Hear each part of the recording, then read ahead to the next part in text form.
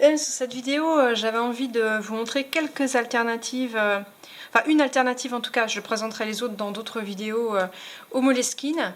Moi je suis vraiment une fan de Moleskine, j'aime beaucoup, mais c'est vrai qu'il y a de bonnes alternatives sur le marché et il y en a, voilà, il y en a une qui vraiment me paraît tout à fait à la hauteur.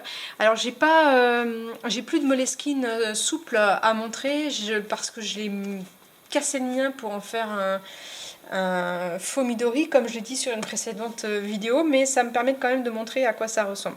Donc voilà à quoi va ressembler un Moleskine. C'est hyper connu, hein, les petits carnets, grands carnets. Ça c'est le A5, moi c'est celui que j'utilise le plus souvent. Et donc ce A5 je l'ai un peu transformé, mais on voit à peu près quand même encore à quoi ça ressemble. Et donc pour comparer, je vais vous présenter plusieurs modèles. Et pour cette première vidéo, le Leuchtturm. Donc Leuchtturm, comme son nom l'indique, hein, c'est une marque allemande, il me semble. Hein. Leuchtturm 1917.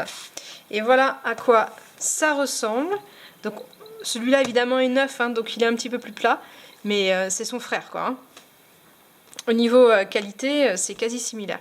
Alors on retrouve la même couverture. Je ne sais pas si la caméra va prendre de près. Non, pas vraiment.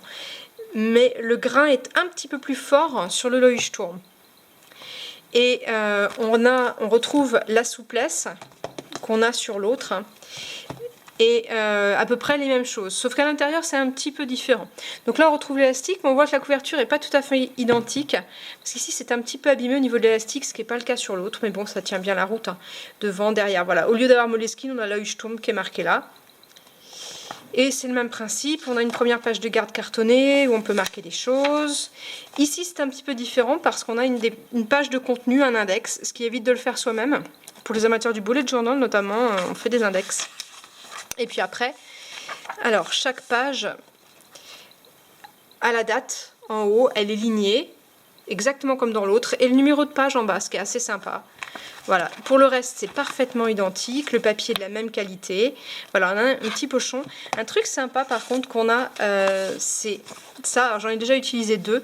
Une fois que vous avez terminé votre carnet, en fait pour l'archiver, vous pouvez utiliser des étiquettes et un truc très sympa, des bandes à mettre le long. Voilà, comme ça si vous les stocker à la verticale, et ben, vous voyez ce qu'il y avait dedans. Si vous en avez beaucoup, ça peut être intéressant. Niveau prix, on est un tout petit peu en dessous du Moleskine, c'est à peu près la même gamme et c'est une bonne alternative. Après moi j'aime un petit peu moins le grain qu'on a là, qui est moins doux que sur l'autre, mais au niveau durabilité c'est quasi pareil.